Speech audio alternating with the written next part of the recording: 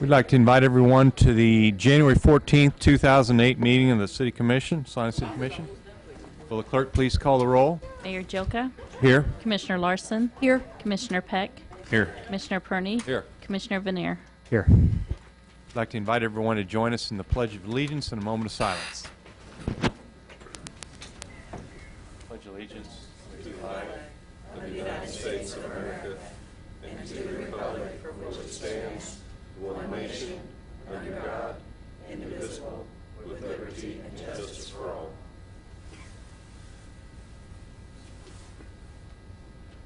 Thank you.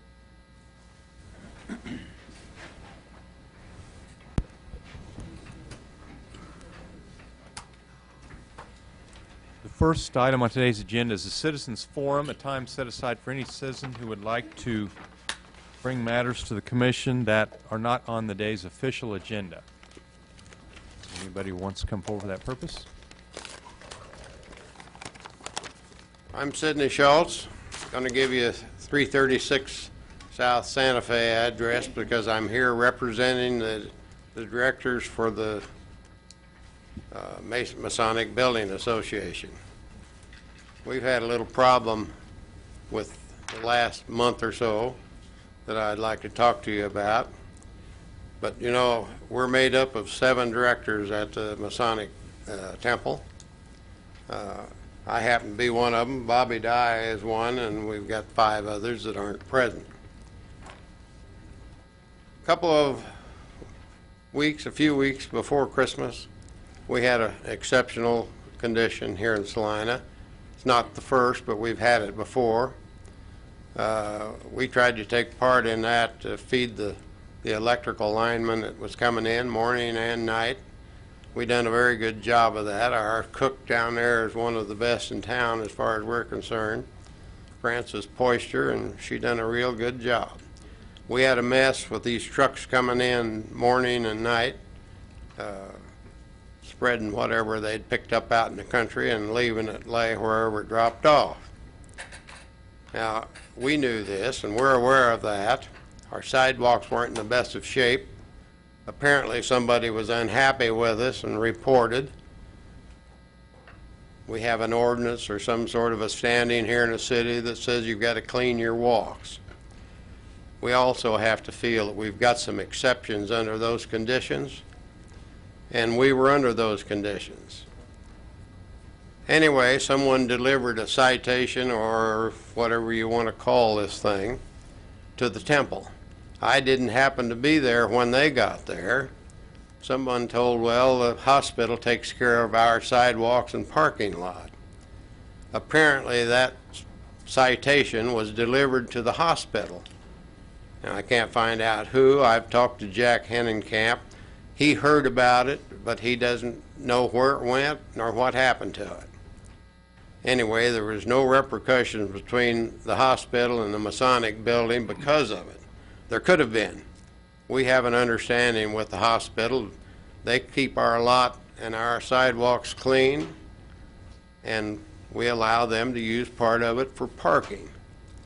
We don't need the city or city employees intervening between the two of us, creating any problems, which it could have done. The people that I talked to, that whoever this person was that delivered the citation, wasn't very formal about doing the job.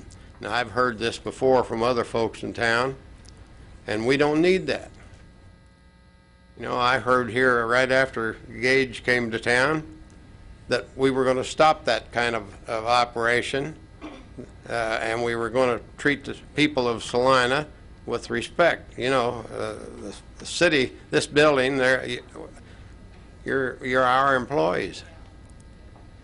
We don't need that kind of treatment from these folks, but they came on as if that they were the enforcer and you're going to get those sidewalks clean.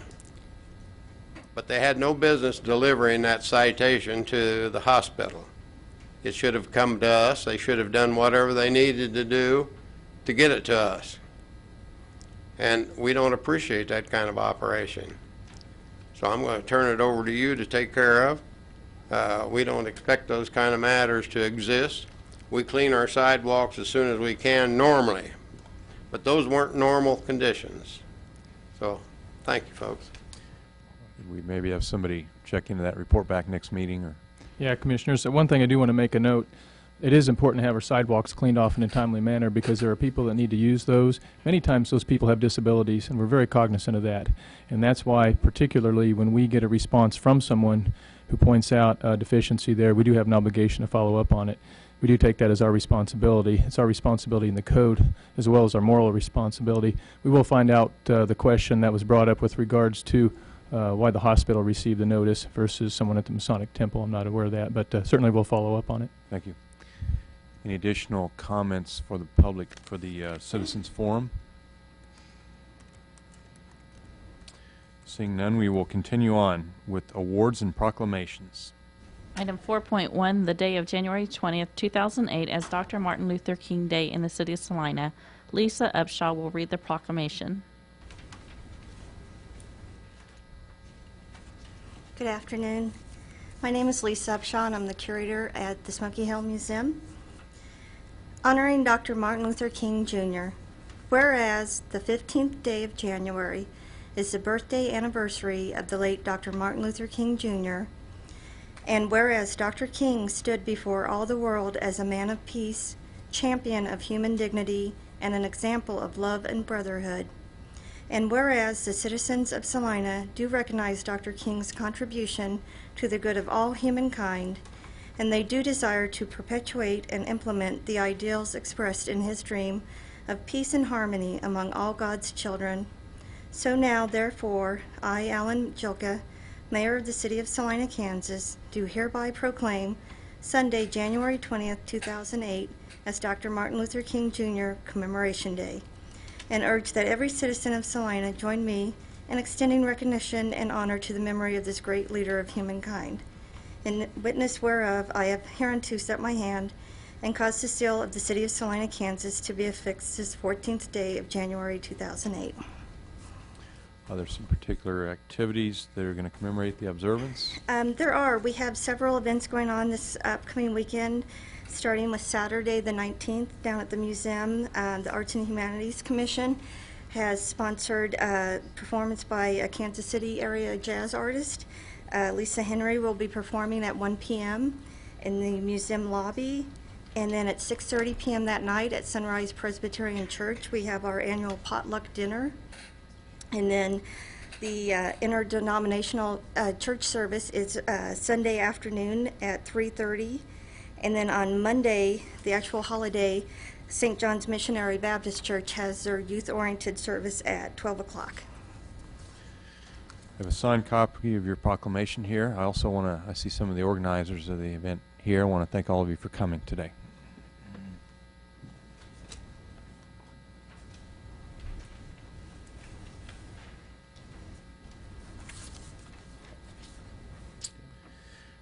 We have no public hearings today, so we will continue with the consent agenda.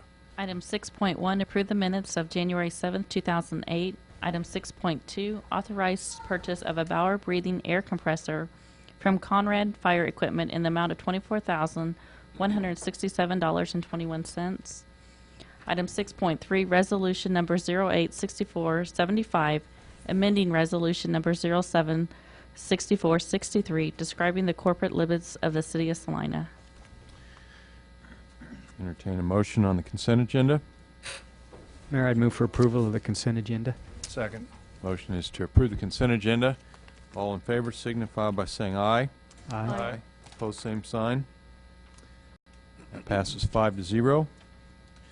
We will continue on with development business. Item 7.1, first reading ordinance number 08-10431, amending Chapter 25, Article 9, Section 25-155 of the Salina Code pertaining to air guns, air rifles, bows and arrows, slingshots, or BB guns. Mr. Andrew? Thank you, Mayor. On conferring with Mr. Banks and Mr. Johnson, who helped us prepare the ordinance amendment, they would recommend that we postpone action on this till the 28th to allow for several clarifications to be made, and they would best be made before first reading and not between first and second reading. So think we'd request postpone consideration of this till the meeting on the 28th. Any problems with that? Not, I'll entertain a motion. Mayor, I move that we postpone first reading ordinance until January 28th. Second. Motion is to postpone first reading of ordinance 08-10431 until January 28th. All in favor signify by saying aye. Aye. Opposed, same sign. That passes 5-0. Which brings us to items of administration. Item 8.1, second reading ordinance number 08-10432, amending Chapter 2, Article 10 of the Salina Code pertaining to the Business Improvement District Design Review Board. Sub-item 8.1A, resolution number 08-6480, adopting the design guidelines for the downtown Salina. Sub-item 8.1B, resolution number 08-6481, adopting the Certificate of Compatibility Review Matrix. Okay, this item passed last week on first reading. I entertain any other public comment if there is any. Seeing none, I'll bring it back to the commission. And we do need 3 separate motions. Mayor, I move that we adopt ordinance number 08-10432 on second reading. Second. The motion is to approve ordinance 08-10432 on second reading, amending the pertinent sections of the Salina Code pertaining to the Business Improvement District Design Review Board. Will the clerk please call the roll? Commissioner Larson? Aye. Commissioner Peck? Aye. Commissioner Perney? Aye. Commissioner Vanier? Aye. Mayor Joka? Aye. Entertain a motion on resolution 08-6480. Mayor, I'd move that we adopt the resolution 08-6480, adopting design guidelines for downtown Salina. Second. Motion is to adopt ordinance 08-6480. All in favor signify by saying aye. Aye. Aye. Aye. Opposed, same sign. Passes 5-0. Entertain a motion on the next item. Mayor, I'd move we adopt resolution number 08-6481, adopting the Certificate of Compatibility Review Matrix. Second. The motion is to adopt ordinance 08-6481, which adopts the Certificate of Compatibility Review Matrix. All in favor signify by saying aye. Aye. Opposed, same sign. That passes 5-0. Item 8.2, second reading ordinance number 08-10433, amending Chapter 24, Sections 24-2 through 24-10 of the Salina Code pertaining to nuisances. This ordinance was passed last week on first reading. I'd entertain any additional public comment if there is any.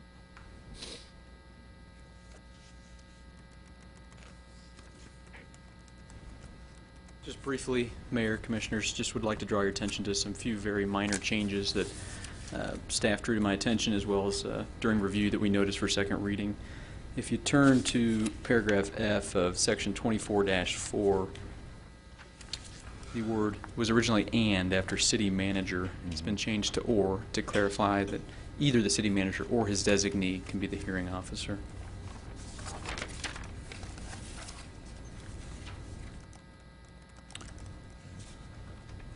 Shortly after that, section 24-5, paragraph C, there was a statutory citation after the KSA 12-1115 that was redundant.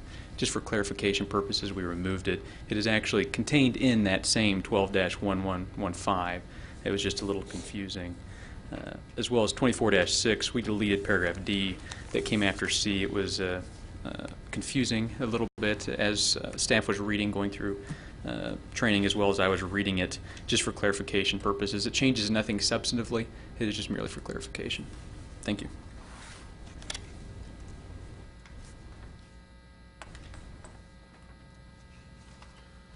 Additional public comment?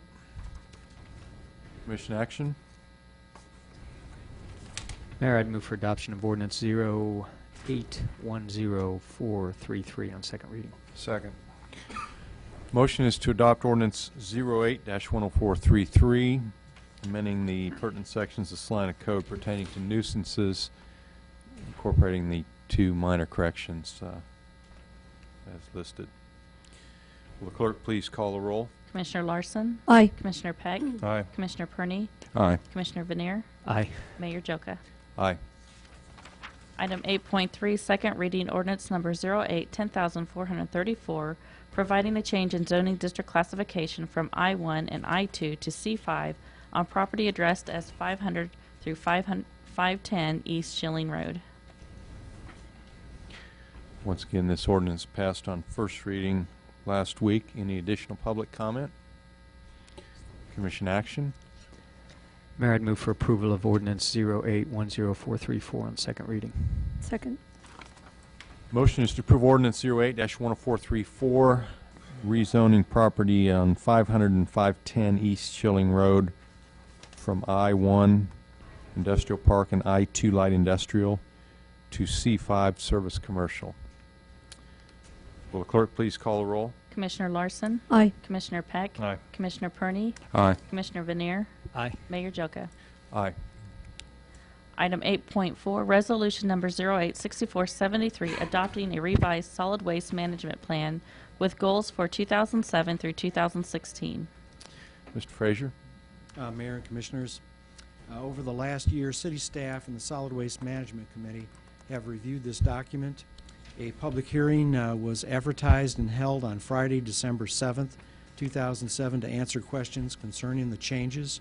No one from the public that attended the hearing or afterwards has voiced any opposition to the changes for the plan. Most of the changes to the plan are administrative in nature and adjustments to grammar and updates to current operational practices, with some additional planning areas that we've added in there. KDHE estimates that the statewide average is about 5.8 pounds per person per day. In 2006, the amount of municipal solid waste disposed at the Salina County landfill, now this is excluding industrial waste, C&D waste, and out-of-county waste, because their numbers don't account for that also, is actually 4.84, is what that is, pounds per person per day. When we've done that, when we completed the calculations at the end of the year, we found is that for 2007, that number was 5.0 pounds per person per day that we dispose of in Salina County. The Salina County's proposed goal is to lower our disposal rate from that 5 pounds per person per day to a rate of 4.8 pounds per person per day by 2011, and to 4.75 pounds by 2016. Based on our current amount of 5 pounds of material disposed per person per day, the 2011 goal to lower disposal to 4.8 pounds per person equals about $14,500 in reduced landfill revenue. This amount could be offset by increased rates, additional volumes from external entities, or a reduction in expenses. The message in that really is that the less materials that we take to the landfill, the less revenues that we generate. Staff recommends the City Commission approve Resolution 08-6473, authorizing changes to the Salina County Solid Waste Management Plan. I'd be happy to answer any of your questions. Questions of Mr. Frazier? My couple questions Yes. on the, please, it's the hazardous waste facility. Are there any plans, and I did not see any in here, to expand the hours of operation of that, or to be less restrictive on the amounts that citizens can bring? We have talked about that internally. We don't really have any plans on the table to make a change. The amounts that we are able to accept are set by the state. So that 5-gallon quantity, that is something that is part of the state's regulations for us. Really? Yes. The hours of operation is something that we could look at expanding. That is something that we do have some control over. I'm curious, my twisted way of thinking, that if someone brings you 6 gallons of paint and they can only leave 5, do you really think they're going to come back next Thursday to bring that 1 gallon back?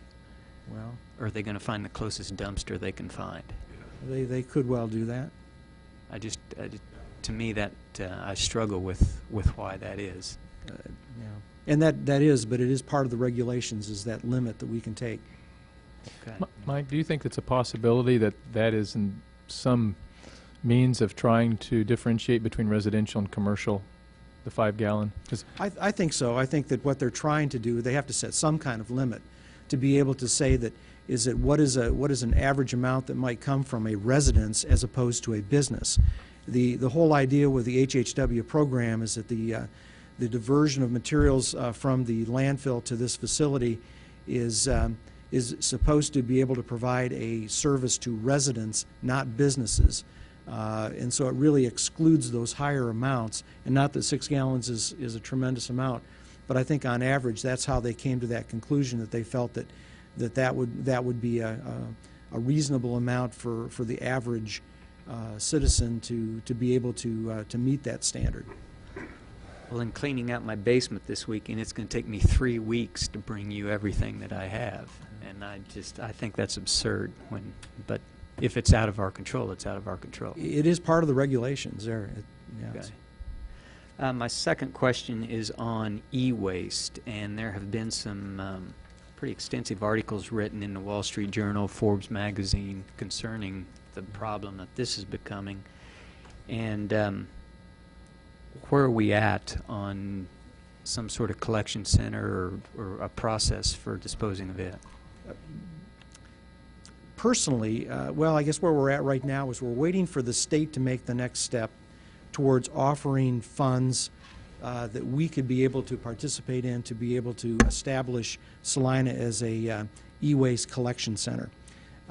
There was a plan that KDHE put together several years ago. They were going to propose it to the legislature to be able to start a statewide e-waste collection type program. It had a mechanism in it to be able to have funding sources. There were taxes that would go on if you bought a TV set or a computer, and that these would go into a fund, and that the different counties would have a designated collection location in each county, and that these locations could get reimbursements from this fund for disposal costs. Anyway, the plan really never got off the table. Is that about 2 weeks after it was submitted to the local jurisdictions, is that they withdrew it and said that KDHE would not be sponsoring such a bill in the future, but someone else might. Since that date, we've been in discussions informally with KDHE. I know I've done that myself with different officials there, talking about the possibility of getting grant money to be able to help local jurisdictions establish themselves as e-waste collection centers. Salina could be a very good location to be able to establish that. There's not any place around this part of the state, and that if we could get funding from the state to be able to help build a building, to be able to recycle e-waste, I think that would be a very positive thing. In addition to that, that would give us the ability to expand our HHW collection facility, which we really feel will partner very well with an e-waste collection program. So it's an expanded HHW facility and e-waste connected.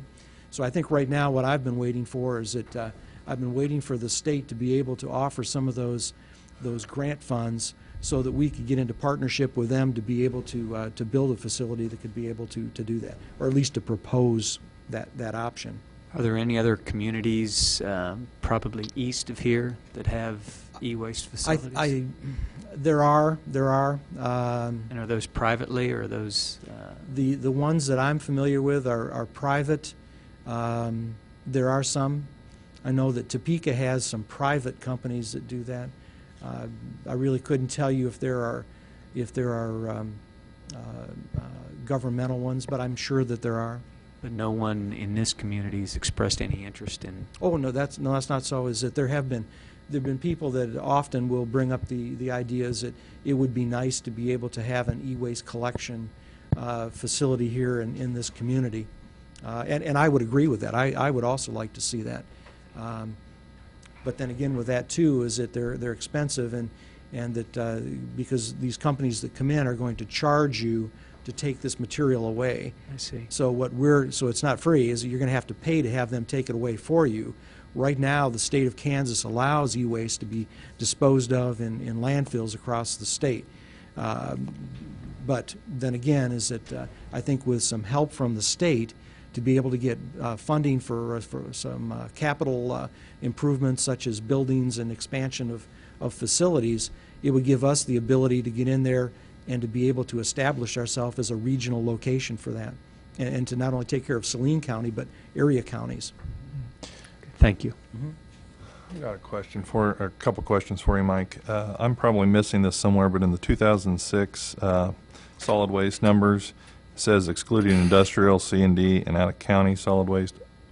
This is probably in front of me, and I don't see it, but what's the C&D? That's construction and demolition. Okay. That's okay. like shingles and concrete, or that type. Okay. My other question is, it seems in the beginning of that paragraph it talks about the waste reduction goal, and looking at these numbers, it doesn't seem like we actually took a waste reduction goal very seriously. We've talked about that before, but we took 2 years. Why did we only look at an average of 2 years? And secondly, once we do look at that number, our goal to lower things by 4.8 pounds by 2011, 4.75 pounds by 2016, those are not, I mean, just last year we beat those goals. So, I mean, are they goals? Well, each year is that we get more and more people that move into the community, and there's more and more waste that is being disposed of at the landfill. In 2007 is that we, for the very first time, disposed over 100 tons of materials. So each year the amount of volume material goes into that facility grows. And so so that's not stagnant, that's continuing to grow. And so I think by having goals that are realistic and are reachable, I think that it helps us to be able to let us know that there are goals that we want to reduce the amount of material going to the landfill, and to be able to have them so that they are workable and it's possible, because you have to match up actual programs with these goals to be able to make that reduction. So at least the thinking with that is that with an ever expanding amount of material going to the landfill for disposal, if we set these goals, at least specifically for the first 5 years, is to be able to make a reduction from what it was currently at the end of '07 of 5 pounds per person per day to 4.84 pounds, is that the committee felt that that was a reasonable effort. Now, these goals that we have in here for the plan can be adjusted any year. The 5-year review is a chance to go through with a comprehensive update of the full solid waste management plan for the county. Each year we have an annual review, and if the city commission would like to see goals changed any particular year during that time period, those goals can be changed and adjusted. What are your plans to attain those goals? Well, there's a number of different things that I think that we're looking for to be able to try to address that. Is outlined in the plan. Is it for residential recycling? Is it one of the biggest things that we offer is our venture grant award program? It's extremely popular and very productive. I think that I think it was last spring, is that I think in one of the commission information memorandums we gave kind of a summary of that program and some of the different awards that have been made over the years. In addition to that is that we would be looking at different things that we could be doing in the community. As we talked about the pay-as-you-throw, we've never really settled on an issue with that. With the curbside recycling issue is out there for us. We have tried to do things in the business community with Access TV. We've partnered with them last year. I don't know if anyone saw the program that we did for local businesses to try to help local businesses to recycle more. I thought it was a very good program that Access TV had for us and helped us with. There are different things that we're looking at with e-waste recycling, as we just talked about. Illegal dumping is another area that we're looking at, and enforcement of that. Emergency disposal plans that we're having, that we're actually living right now, is that we don't have those plans in our county plan, and that one of the objectives that we have in the document right now is to be able to establish those plans.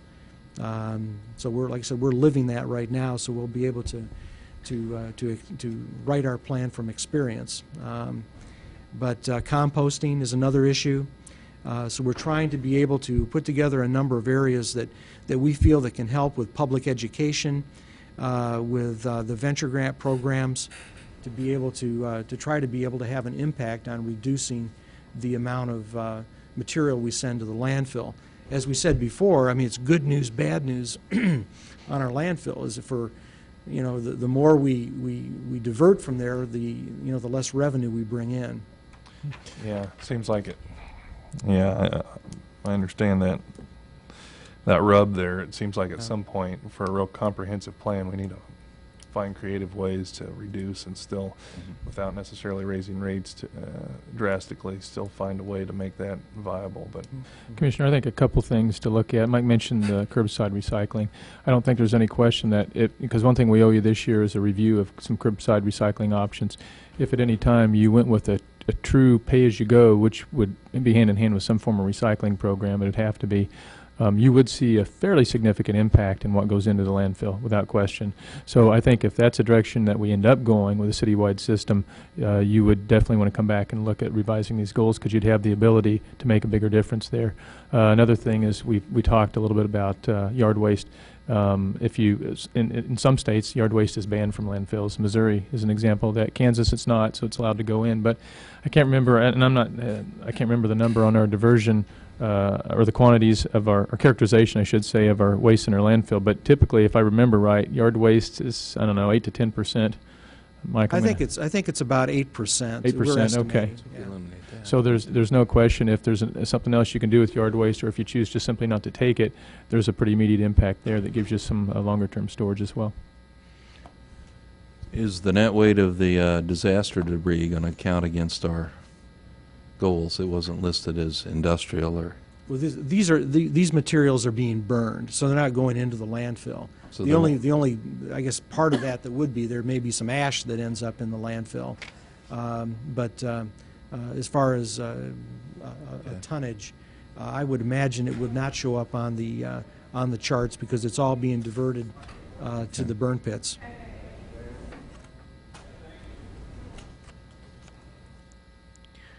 Additional questions? Seeing none, I would invite any public comment on the revised solid waste management plan. There being none, we'll bring it back to the commission. Mayor, I'd move for approval of Resolution 086473, adopting a revised solid waste management plan with goals for 2007 through 2016. second. Motion is to approve Resolution 08-6473, revising the solid waste management plan. All in favor signify by saying aye. Aye. Aye. Opposed, same sign. That passes 5-0. Item 8.5, award of contract for the 2008 subdivision improvements, Eagle Crest Twin Homes Edition, project number 072662. Place. Thank you, Mayor and Commissioners. On December 4th, the Commission approved a resolution creating a benefit district for 20 residential lots known as Eagle Crest Twin Homes. On December 27th, APAC Kansas was the low bidder at $507,418.75. 100% of these costs will be assessed to the benefit district, and it is recommended that the City Commission award this contract for Eagle Crest Twin Homes to APAC in the amount of $507,000, $507,418.75. If you have any questions, I'd be happy to answer them. Any questions? Mr. Place? The developer knows that the bids came in over the estimate. Yes.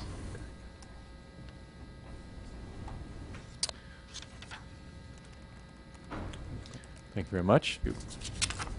I'd entertain public comment if there is any. Commission action. Mayor, I move that we award the contract for Eagle Crest Twin Homes, project number 072662 to APAC Kansas, Inc. in the amount of $507,418.75. Second.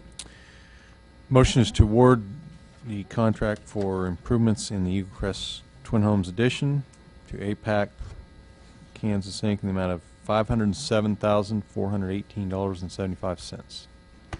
All in favor signify by saying aye. Aye. Opposed, same sign. Passes 5-0. Item 8.6, award of contract for the tree removal project number 072667. Mr. Place?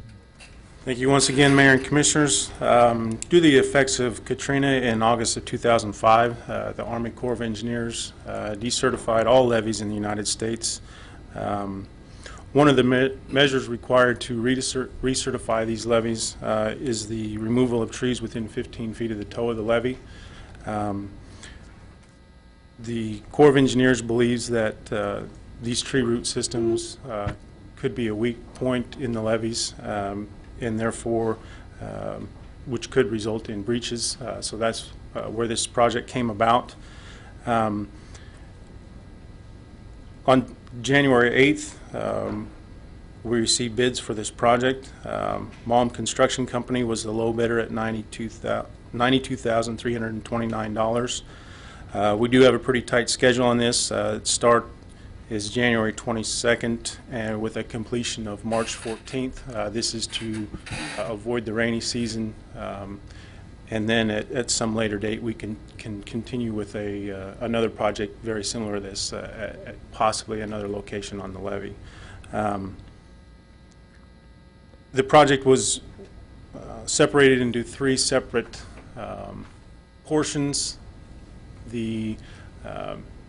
It's such an odd project that we had no real idea or ability to put forth an engineer's estimate because there were several different options available to the contractors. They did all bid just on the first option. Good or bad on our side, they also did know that we had $100,000 budgeted for a project, and we were trying to get the most benefit we could out of that $100,000. That said,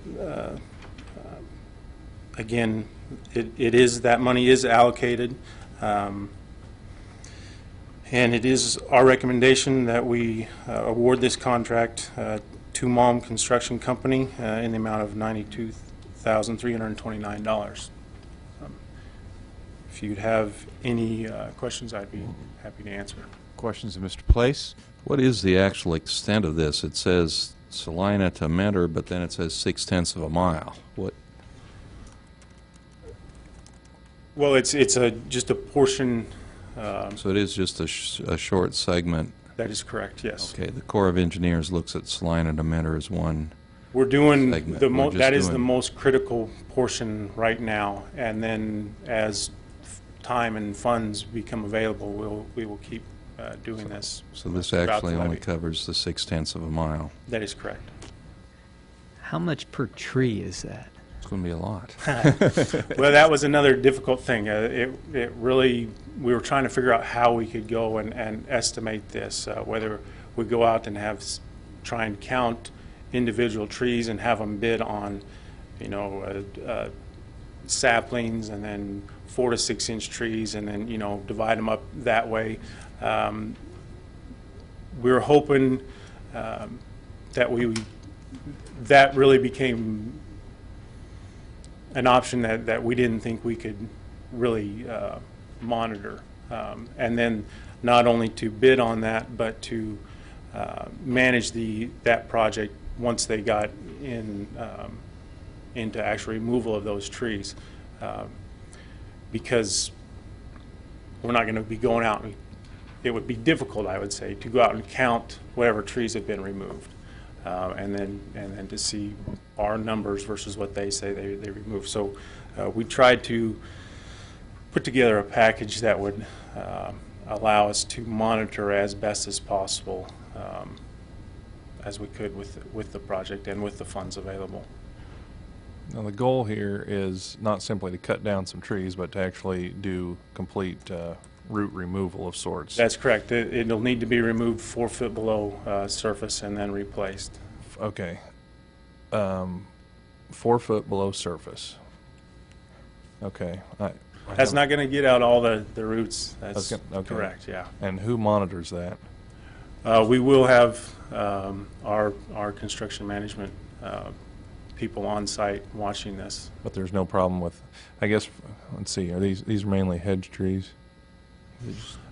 I can't tell you specifically what they are. Okay. Yes, they're mostly hedge trees. There's some cottonwoods that are in there too, but mostly hedge. I'm just thinking 4 foot below the surface hardly touches a root system for a tree that's 50 years old at all. FEMA does certify, or this is what we need to do? Their requirement is the 4 feet, that is correct. I think, well, I would hate to speculate on their part. Okay. And somebody's going to fill those holes? Yeah, that's, Yes, that's part of the contract, removal and then replace that 4 feet of excavation with. Corps won't come back and tell us we filled the holes wrong. Make us do that over again.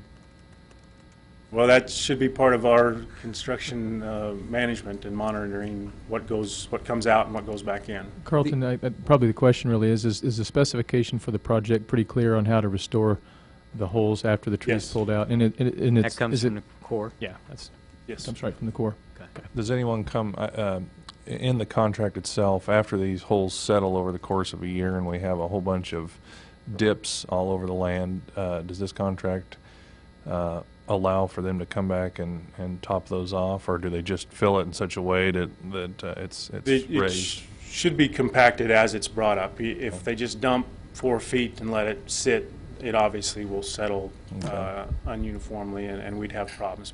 But they are to compact it as they bring it up, and which should eliminate most of the settlement. There's always going to be some, but we hope it's minimal. Okay.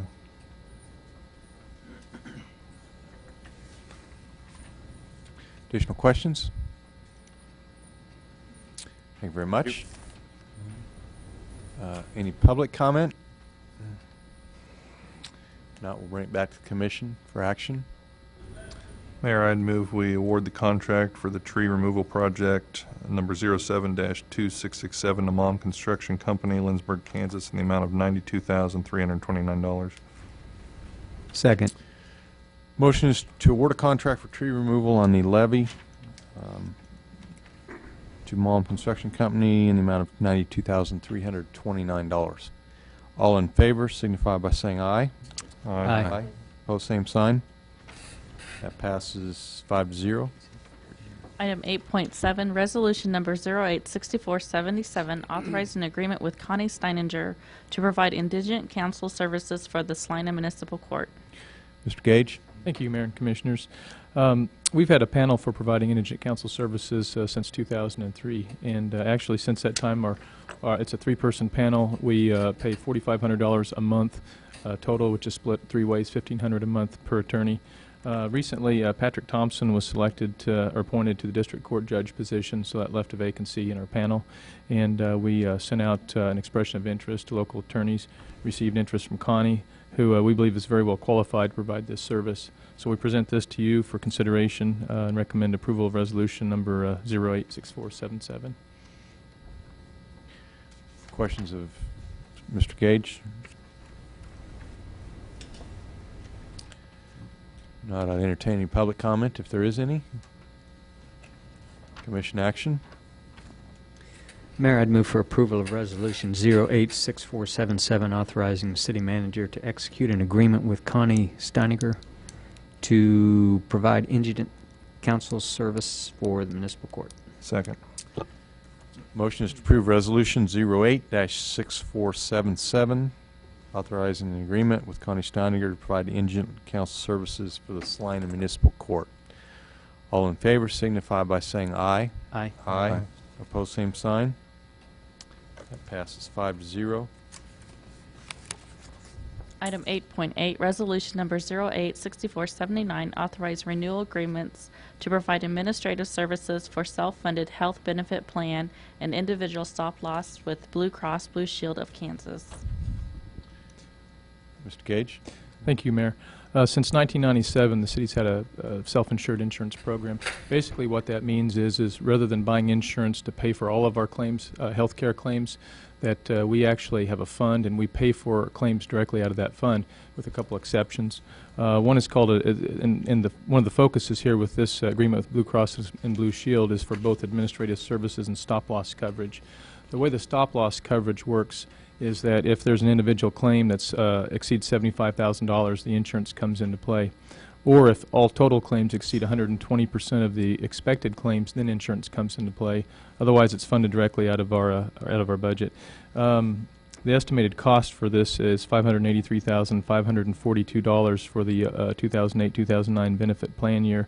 This is a 15%, in total, a 15% increase over the prior year. When we break that down between the administrative services and stop-loss, there was not an increase on the administrative side, but the stop-loss increase was upwards of just over, well, almost 27%. We looked at this pretty closely, obviously. We also had Bob Charlesworth, our independent consultant, look at that, and he works very closely with us with regards to our health care program. Basically, what in his perspective, the medical trend is about 12% for claims, and we have to. The way the system's set up is that number is based on estimates or projections. It's not necessarily based on actuals, except how those past actuals fit into the model for projection. That's really how that works. He indicated the expected claims that, based on Blue Cross Blue Shield of Kansas calculates, increased about 14.33% based on their methodology. However, we still did get an increase of 26.66%. We requested that this rate be reviewed and lowered. We felt that it should be. Obviously, a decrease was not offered, or we'd have a different number in here. One of the things also that we looked at that's fairly significant is when we looked at the actuarial explanation, in other words, the methodology behind what dictates what this number would be, only 25% weight is given to our projected claims versus actual claims, and the statewide trends figure into the other 75. So that means even with 500 and some employees here, and then we have our other groups, the weight given to our own experience is 25%. So it really doesn't make a lot of difference. You don't get the full benefit. If you have a great claims year, you don't get the full benefit of that based on that system. With that, we do believe, based on the timing, we do need to go with Blue Cross and Blue Shield's plan for administrative services and stop-loss for the upcoming year. However, based on this also, I think it will prompt your staff, and we include in our recommendation that we will look at other options for future plan years. I'd be happy to answer any questions that you might have. We also have a representative from Blue Cross and Blue Shield who might be able to answer any questions as well. That was to be my comment, in that I think there are better options out there. And I sincerely hope you take a very serious look at it, no matter what Mr. Charlesworth recommends. Yeah, he actually is in agreement that it's a good idea to look at other options. Any additional questions of the staff?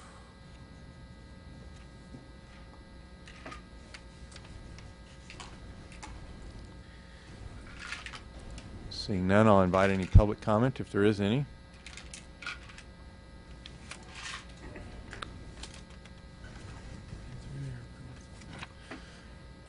There being none, we'll bring it back to the commission. Mayor, I'd move for approval of resolution number 086479, authorizing the city manager to execute renewals of agreement to provide administrative services for a self-funded health benefit plan and individual and aggregate stop-loss with Blue Cross Blue Shield of Kansas. Second. Motion is to approve Resolution 08-6479, authorizing renewal agreements to provide administrative services for a self-funded health benefit plan and individual and aggregate stop-loss with Blue Cross Blue Shield of Kansas. All in favor signify by saying aye. Aye. Opposed, same sign. That passes 5-0. Item 8.9, resolution number 086476, authorizing the city manager or his designee to execute agreements with the North Central Planning Commission for acceptance of Homeland Security equipment and supplies. Mr. Milliken?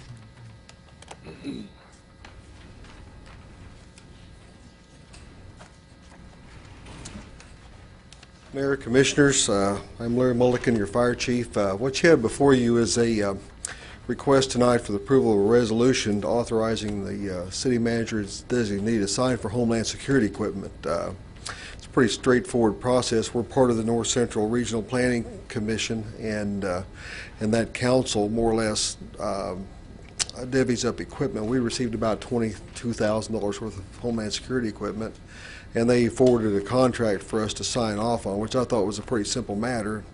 I called the city manager and I said, well, either you've got to sign it or I've got to sign it. And I told Jason that if I could sign that, I'd just sign it and send it back. Then we made the mistake, sent it to the city attorney. So I'm just teasing. But the problem in that is in the indemnification, and Greg can explain it to you on the indemnification part of it, to where it really needs the mayor to sign this first blush through. Then from then on, when we receive the equipment, the city manager can sign it, or he can designate myself to sign for that Homeland Security equipment when it arrives. It basically just requires us to keep track of it for 4 years and train our people on it. Mm-hmm. Did you actually have to apply to get this equipment? Actually, not really. Calvin Kelsey sits on, who's a battalion chief on one of the other shifts. Calvin is our representative on that council, and as they look at planned purchases for this entire region, Calvin participates in that, and they look at where to place that equipment strategically. So it really wasn't a process of us applying for it or like for a grant. It's really our participation on that regional planning council. Is it all useful equipment, or is it just going to be sitting in the way somewhere? No, it's all good equipment. Actually, it's all. It is new. It's not. Yes. Used. Okay. Yes, it is. The people you train, are they our people, or? Yes, it's our equipment, and we train our own people on how to use it. Some of it's meters and different kinds of air pressure equipment, cascade systems, and such.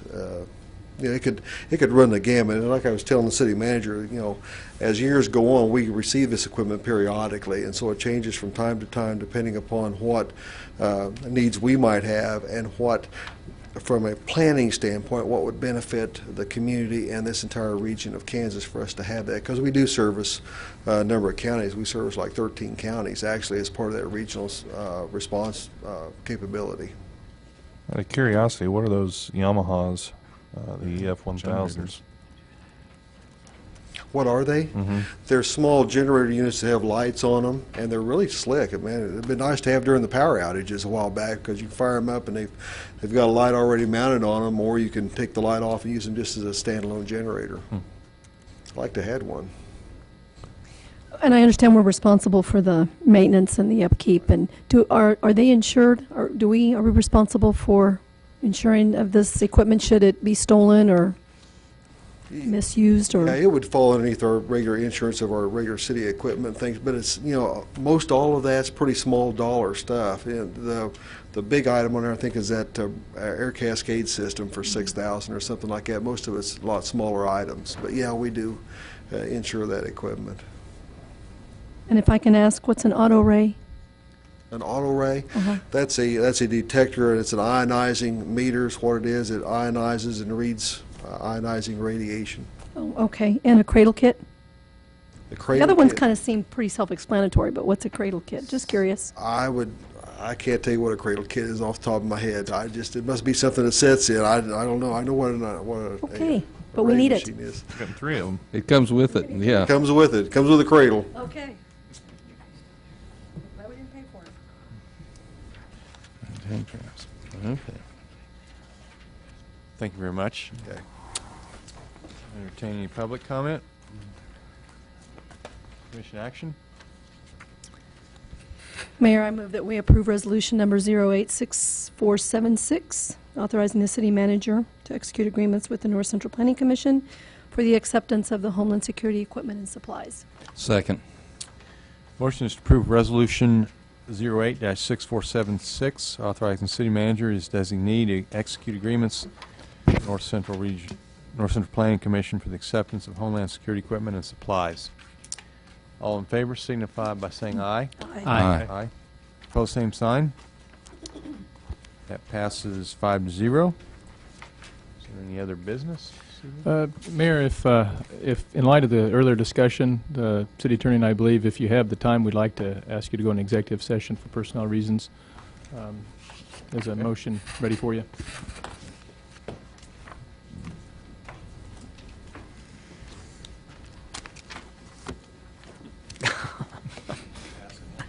Make me do it. Mayor, I'd move the commission recess into executive session for 15 minutes for the purpose of discussing matters pertaining to non-elected city personnel for the reason that public discussion of the matter would violate the property rights of the non-elected personnel involved, and reconvene in this room at 5:12. Second. Motion is to convene the executive session for 15 minutes. All in favor signify by saying aye. Aye. Opposed, same sign. We will go into executive session.